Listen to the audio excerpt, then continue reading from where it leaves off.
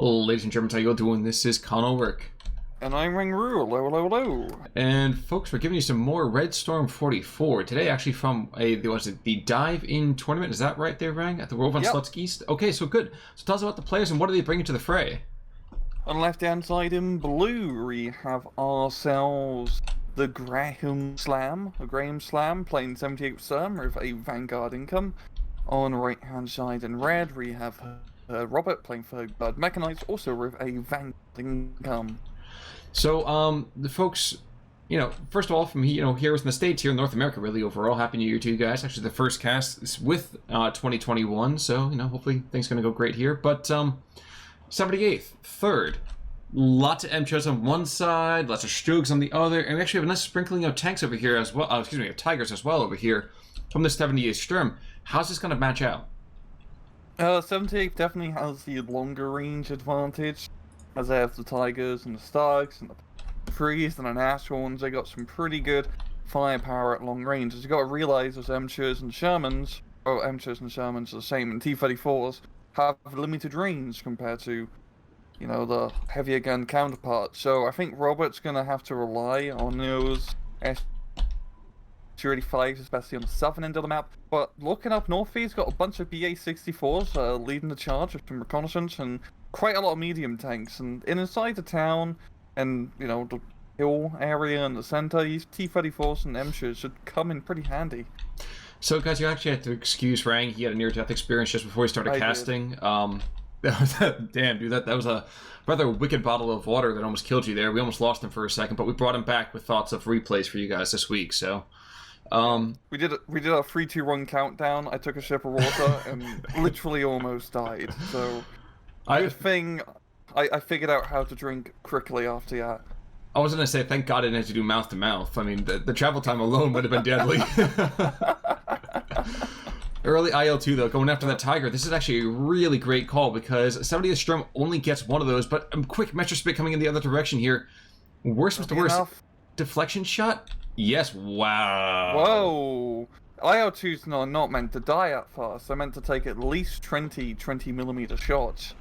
Oh yeah, by the way, while we're thinking about it, and as the BF-109 just kind of scampers back to his own airfield here, the Spark Critical that we've always remarked upon so often, that's kind of like bouncing over here on an armored vehicle, on AFV on the ground. So, for flavor, ain't saying that it's not worth it, but for the most part, it's just kind of there for a little bit extra oomph. Yeah, kind of like the bounce modification on, tank paddles. And it's going pretty good here for HerrRobert. He's just storming over the hill and far away of his medium tank push. That is true, but that Pack 40 over here, that's going to slow things up pretty darn quickly. And Nashorn. You know what? I wasn't even paying attention to the Nashorn back there, but yeah, this, the Nashorn doesn't get anywhere near enough love, but this is how you use a Nashorn. Let other things spot. Nashorn's really good in this mod. Exactly. Because those T-34s have the shorter range, you can actually outrange it. It's nice. Oh yeah, I probably should show that off to the people here. 1,600 meters of range as opposed to 2K. So that 88 is just absolutely devastating. And you try going and making a sustained gun rush over an open territory at an 88. Yeah. It definitely makes doing these medium tank pushes in open fields a little bit harder now, because you do need some heavier AT to help out. Such as an S-85, which is what Robert is bringing up. Worth mentioning to the north, there was a T-34 Razvedka kind of running point. There's still an MCHA over here in the area. But now that there's Stug, who's quite frisky, I imagine he's going to say hello pretty quickly to that guy. Oh, nope, never mind. He thinks better of it. Backs off. Good call. Yeah, I think the Recon Panzer Grenadiers or Grenadier Squadron is going to get a Faust shot off, as they do have a Faust left over. And the funny thing about this is that you don't ever actually see the anti-tank thing on these Grenadiers, which is kind of interesting. They completely whiffed. Wow, you had one shot, literally one shot, and you bugged it up. But it's gonna give the Stug time to come on in and badly damage the optics. Oh my gosh, dude! Don't break this! Don't break the nerd's glasses. Break the nerd. Yeah. At least ask the nerd to take the glasses off first before you fight him. Yeah, one or the other, man. Expensive. Exactly. Now, worth mentioning. Yes, the Oh, wow. Okay, so it's an 88... Wait a second. Did the National go down? Did I miss something? National went down. Yeah, he's a smoldering wreck here. I think that was a courtesy of maybe the Su-85. Probably. That thing does have the range to shoot at 2 kilometers. So, oh, yeah, Su-85 does go down to a sneaky tiger in the ridge. And here's another thing that's kind of interesting as well. Is the ZIS-3 actually takes a bit of a hit in terms of its overall penetration. Yeah, it's end range. It only has 1.6. Not for nothing, but I kind of actually like that. Yeah, I feel like the ZISs are too powerful somewhat. It's really interesting how I find the Soviet versus German fights, especially with third guard mechanized and the less heavily armed, tank division Soviets like TF-45s and IS-2s, because you do not have the range advantage. It can be a huge pain in the ass in certain fights, but you do have a lot of numbers still, and you also have a lot of very good auxiliary tools such as smoke artillery, regular artillery, because even heavy tanks can go down to just enough artillery fire. Airplanes such as L2 clusters. You have to think outside the box when playing certain Soviet divisions, especially on a map like this, when your opponent is bringing in Stugs and Tigers galore. Well, and that's the thing though too, is that this I feel like this mod really does decently mirror the tactics that were necessary for both sides. Germans had to have these lone bulwarks of just heavily armed tanks like that Tiger right here. And not for nothing, while the Soviets had stuff to penetrate, they usually had to resort to these kind of short rushes to kind of overwhelm. Yeah, or try to get the enemy into a good ambush position, such as trying to stay in a forest where you can only shoot out at 1.6 kilometers and bait the enemy towards you, because that can work really well.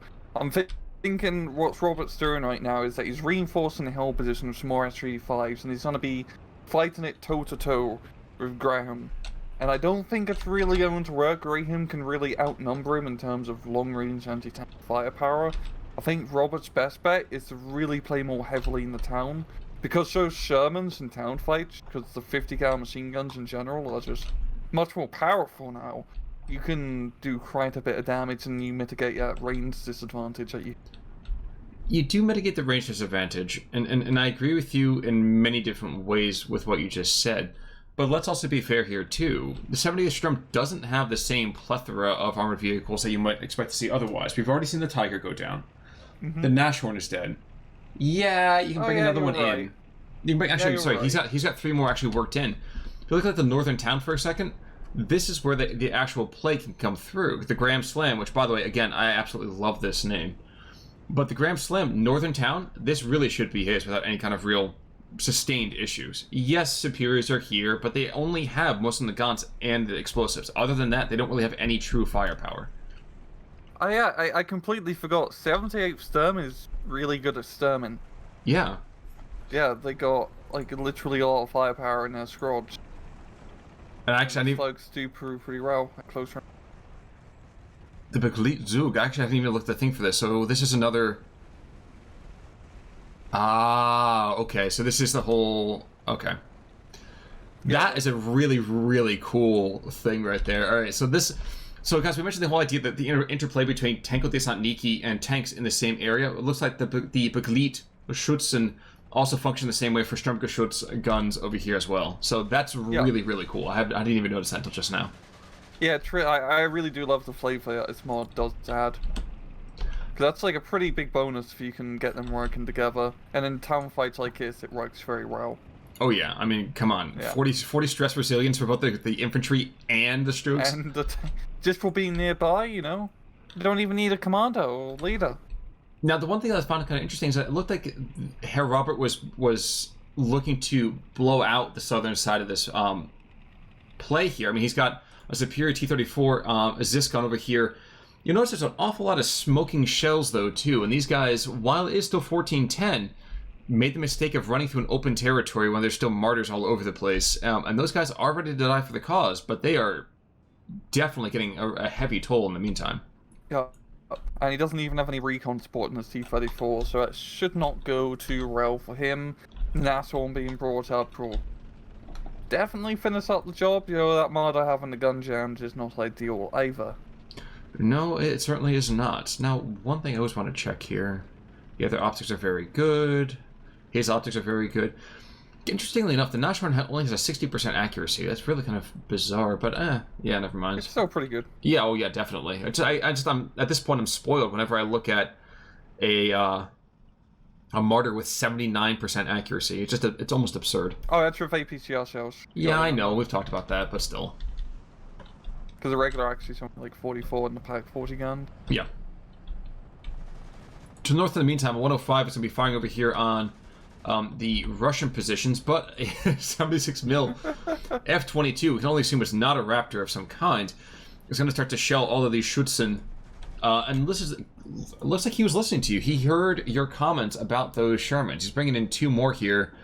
I'm guessing this is his attempt to kind of stem this breakout. Because if this breaks out, he loses 2 flags, and good luck getting back on that island.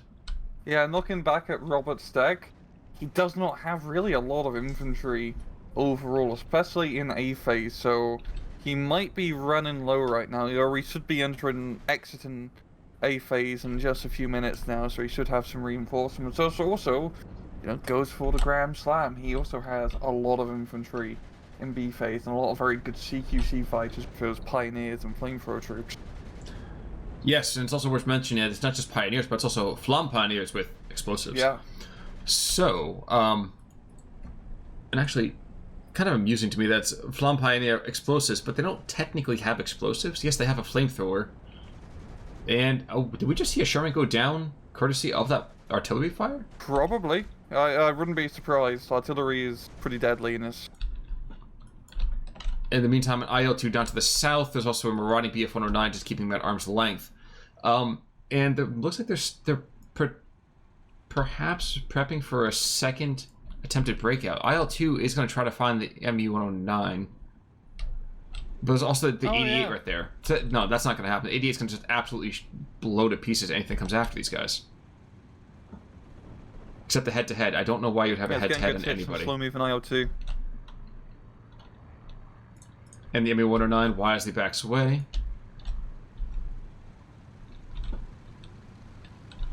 But wow. It's so weird to actually watch armored vehicles and setup teams containing and really holding this entire central part of this line. I mean, that's, about a kilometer in either direction? It's a dominant position. Yeah, just that natural one in that position is really enough to outrange anything. And Robert is going to be bringing up some SU-85s, which he's really going to need if he wants to push this up inside. Thankfully, B-Face, he does have 8 of them. With 2-star veterancy, so those can be they're pretty good. They can outgun the National one. Well, not outgun, but, National one has less armor. It's a pretty even fight. And they can also blow up Tigers as well, so it's just gonna be, I think it's gonna be for Robert, especially in the southern side, real good use of those SU-85s. I have to agree with you, but I think we're gonna see a bit of a resurgent push. Here's the interesting part: if this artillery strike to the north pins down this infantry coming in, or even takes out one of them, that might be enough. Well, we've got 1 pin. The other MTRA is, and actually, I think the 76 mil has already used all of its artillery strike. Yeah, you only get usually 2 artillery strikes with like a medium howitzer, and like more heavier guns you usually only get like 1 artillery off map. Justifiably so. And it's like the 105s across the map here. Yeah, I think the German. No, the 78th Sturm has a heavier gun, but I can't make it out here. Oh geez, MTRA's dead. Yeah, this northern flank is completely folded. You're not getting anything out of here. Komorotti's going to be staggering on in, maybe. And my view decided to just freak out and go the other direction. But, yeah, with that in mind, all these guys are going to go down. The Strokey's down, and it's so weird. Yes, sir. Yeah, and usually once we see, like, his northern side collapse, we never usually see it uncollapse, because it's an uphill battle, and that's not usually fun. Literally. Robert is going to be bringing up some 122 mil off map, which, he's really going to need a lot of high explosive if he wants to take back at hill. There's 3 Stugs on there right now. A bunch of very scary German infantry squads. Yeah, it's not looking good for Robert up north at all. He's currently winning it. Probably once that other flag folds up north, it'd be back to a trove. But he's doing decent down south, to be fair. He's making it onto the the central hill position from that southern flank, which is pretty nice. Yeah, he's got this weird kind of moseying BA-10s going on, the Great White Fleet kind of thing going on. I think they did a drive-by in the Nash one. I think you're absolutely right here, but I think this is going to get shut down now. We have a Nebelwerfer aligning. Going to be hitting that central position there, and even a single blow would be more than enough. Yeah. And T-34 going to crest over the ridge at close range. A surprise attack should be enough to blow up out Stug. Now we have two things that are just crew killed. Yeah.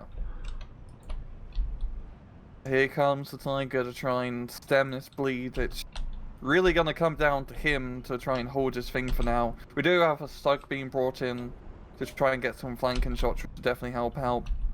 But yeah, here comes the Nabel. And regrettably, he is too far away, and his barrage drops about 10 seconds too late. Yeah. And the BA-10's at close range now. I wonder if he's just going to rush the Tiger with that. That would be an absolutely stupid idea. Yeah, and this is why. Stuken's in the northern part of that intersection as well. And all three of these guys are dead in the next 2 minutes. I mean, real life, these guys are dead in 5, but yeah, like these guys are all dead here. Yeah, the Tiger and the Stug guys is enough to hold you up for the time being. And does he have 12-12, by the way. He has a single cluster bomber in A phase, so. Well, he's got a single cluster bomber in A really phase. Could have used him more. And that's dead. Yeah, and it's gone.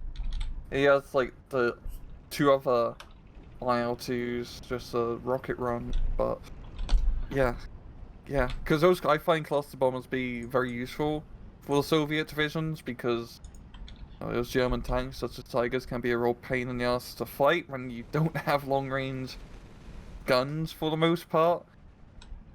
Yeah, that's kind of like ice skating uphill, isn't it?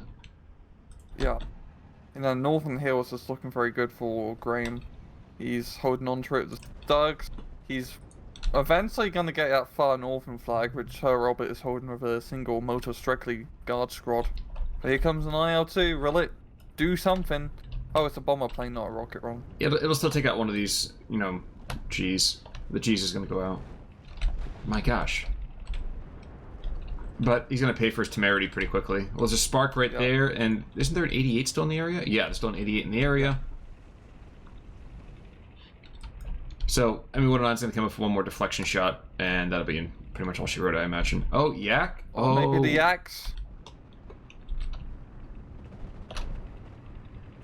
Oof. They're all going in, and there we go. Good save there from the Yaks.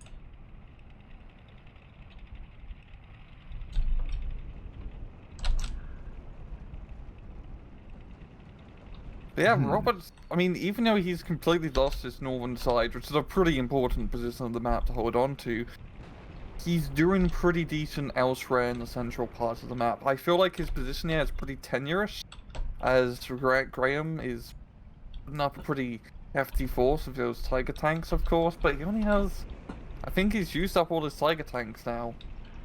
Well, we know at least so if one they go down, that's it. One's dead. That's the one from A was dead. He died on the northern hillside. Yeah, and we got 2 in the center, and center south, and there should be one more maybe coming in. If we can keep count of Tigers in the area. He still has Nationals and of course Pack 43s, but but there's also SU-85s coming in the direction too, so yeah. Really a question of whose anti-tank guns can be more viable, more worthwhile, for lack of a better word. And so far, that 88 is just devastating as well. I mean, that guy, and that Pack 40, I mean, jeez. The anti-tank play... I find in this mod, it's actually not a completely stupid idea to put anti-tank guns and anti-aircraft guns like that out in the open. It can actually work. Like, they still die, of course, if they get hit by artillery, but you can usually get a good kill or two, and you just how reconnaissance work and concealment... They're not completely exposed, being slap bang in the middle of the open. Still not ideal, but you can get away with it.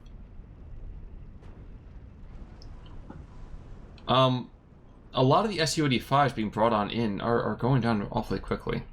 They are, and that's not good for Robert at all. Because it's really his safest way of dealing with those Tiger tanks. Yeah, really, Tiger tanks and Stugs. Apart from that, he's going to have to try and get a bit sneaky with some ambushes here, but it's not really working as Graham is pushing rather well in the central position here, killing those T-34s, and now it's all just downhill. So I was watching the IL-2 whiff on hitting a broken down Tiger here, but yeah, SU-85s, one by one, they're getting killed here, getting picked off, crews killed, everything like that. I think these other two coming into the southeast, if they're not the last, they're pretty darn close. Yeah, I mean, he only has 8 in B phase, and he's definitely been losing them quite a bit, so he's gonna have to try and make his count and really focus fire on that. I mean, kill the Stugs, of course, but, you know, if the Tiger goes kaboom, that'd probably be pretty beneficial for him. At least the Tiger down south is the track's broken, so that's gonna require munitions track to make that better. Yeah, and there's a 45 mil watching him, so it's not gonna happen anytime soon. But yeah, right now we're seeing basically all you need to do at this point for Graham is isolate some of these little Russian outposts and take them out. Pioneer aggressing in to kind of pinch off this bubble. Even against a Strokey, which normally would just absolutely cut through them like butter, Pioneer's got a chance in this one. Mm-hmm. Hopefully just kind of see this little tiny bit of drama play out here. Zooming in. Yeah, the sap area, I'm waiting for him to throw his satchel charge, but there we go. Wow, dude, that guy's got an arm too. Yeah.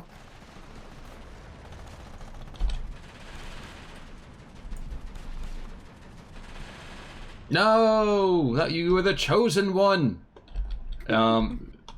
Quick surrender there, so maybe another Pioneer squad being diverted down to take him out. In the meantime, though, this housing complex is getting reduced. So now it's 15-9. Wait, I'd look away for 1 second. I watch one doomed attack, and it's 15-9. Yeesh. Yep. Yep, his whole northern flank is really... Oh no, it's... to evaporate for Robert here. And we've got some pretty heavy off-map artillery being brought in, some 21 centimeters, but of course we know there's nothing there, but I think Graham just really wants to make sure there's definitely going to be nothing there. Yeah, unfortunately, it looks like it might be something happening to his troops, though, too. There is still quite a bit of scatter you need to watch out for. Mm-hmm. I'm just looking up another one of these things. I'm like, geez, the HerrRobert veteran. 12% accuracy, 20% rate of fire, 30% resilience. Jeez. Yeah. Yeah, it's like veteran troop bonuses do not mess about. Even just like the regular guards have a pretty decent bonus. Oh yeah. And once again, it adds so much flavor. I love it. Well, it allows you to go and make some truly different decisions. You're not just locked into the same stinking, like, we're just gonna Sherman spam, we're just gonna go and spam this. Yeah. It makes you actually feel like it matters to have actual veterancy, to have actual investment into your armies. Yeah. Yeah, and they do a very good job in this mod in actually making the veterancy curves actually reasonable. You're not losing half of your unit count by going to 2-star veterancy. You just usually lose like 1/3 of your possible availability, so it's actually worthwhile. And there's no longer, you know, bumping up a 0-star unit 2-star of commanders. You can only ever bump them up to 1-star with some extra passive bonuses. So, yeah. 17-7 in the meantime, the naval buffer unleashes its barrage on some random empty patch of real estate as a show of force of what will happen if they don't vacate soon enough, I imagine. Mm-hmm.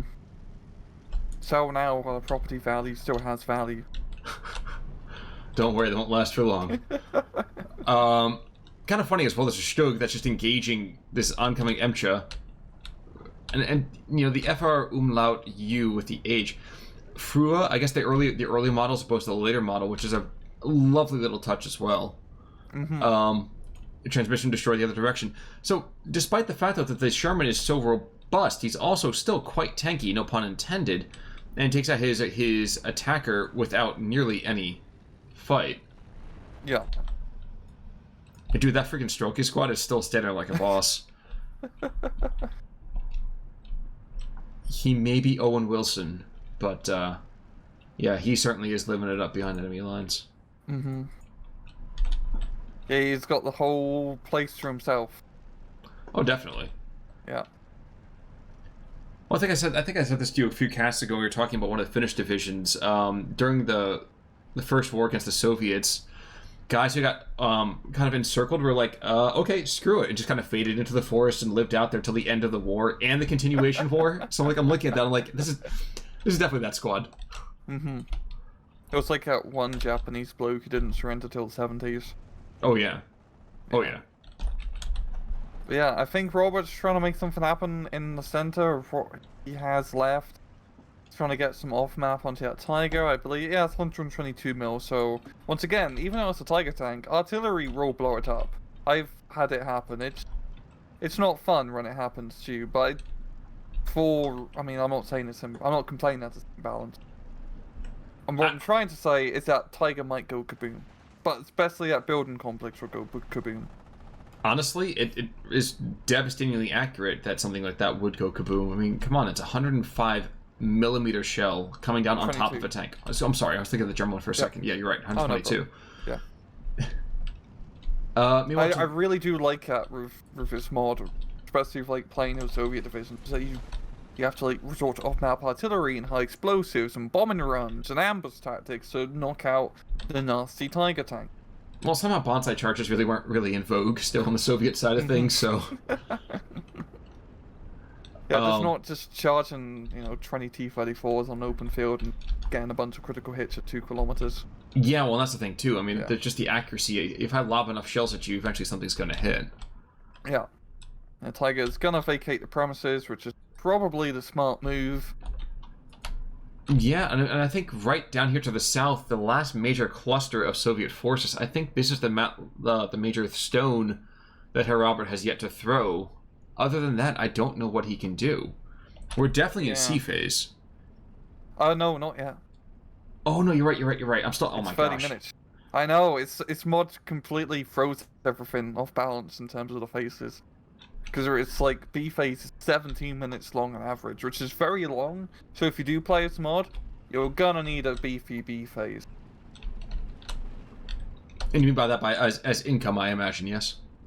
Availability. That too, but I think I was looking at that from income perspective because... Oh, income too is pretty good, yeah. Yeah. Like Maverick and Vanguard are pretty good because of that, because you're not gonna get to a C phase until 30 minutes in, which is... If you are playing like a Juggernaut style income, you're gonna have to hold quite a long time till you get relieved. But oh boy, do you get relieved.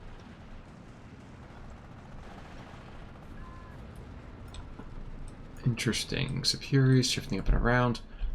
I'm surprised that these MG Komrotis...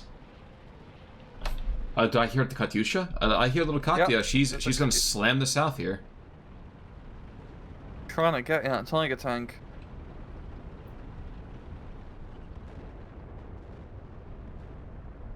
And it's a shame that he didn't fire, maybe a little bit later when the studs were coming, and of course, that probably could have got some good suppressing hits here, but just really freaking out the two tanks, or, well, tank and tank destroyer. Well, forgive me, I'm watching the Tiger with a transmission destroyed fighting two T-34s, with one with a transmission destroyed. Over here in the center, and I mean, like you said, we're getting closer and closer here towards C phase. I still don't know that HerrRobert really has anything left to throw, though. Yeah, he's starting to look a little bit skinned all in all. I mean, that Katyusha rocket run didn't really do all that much. He still has Shermans, of course, because third guard mechanized. But I don't think they're really going to save him at this point. The whole northern side is completely collapsed, and that is mainly an infantry fight. Then the Katyusha gets taken out as well. I'm sorry to talk over you there for a second. No, the Tiger. I do it all the time to you. Yeah, what's a few over talking here between casters. But Katyusha gets taken out from a hefty distance away, and you're right. It would have been absolutely devastating to have anything happen here, but no, HerrRobert realizes the writing is on the wall, and despite the fact that the battlefield, that technically is a battlefield with no name, yeah, this was a KD that felt like it was starting to hit that later on. Yeah, HerrRobert did not manage to trade all that well later. That got pretty dicey. I mean, if you look at the kills, nothing really. Except for the free. Well, and by the difference of that, yes, there are a couple of standouts over here on the 78th Sturm, but the major consequence is for the most part, with the exception of like Muller, who's got 1, 2, 3, 4, 5 ground kills, as well as one of those being the Katyusha. They just traded better, or they traded up, at least, and that's the important part. Like, knocking out the S-35 was pretty big. He had pretty good defensive positions, all in all, as HerrRobert was making those pretty offensive maneuvers early on into the central position. Mm-hmm. But with the 88s, Nashorn, the few Tigers here and there, they managed to get the T-34s, T-35s, and Shermans into a killing field, and then kill them all. And then, of course, the whole northern town, he just stormed on through. Exactly. I mean, and again, I am having such a joy casting these matches. I mean, one thing I'm not sure if we mentioned beforehand, we said it was the finals. So, guys, coming up over here on Thursday will be Game 3 of this matchup between HerrRobert and TheGrahamSlam. So, I guess the question is, are we going to be, Zeke heiling the fatherland, or we'll be knocking it out of the park? Either way, I'm actually super excited for this, because both these guys know how to put on a hell of a show. Mm-hmm. But any other thoughts about this here game, Rang? None. Okay. Well, in that case then, folks, until next time, I'm Con Ulrich. I'm Rangru. Take it easy.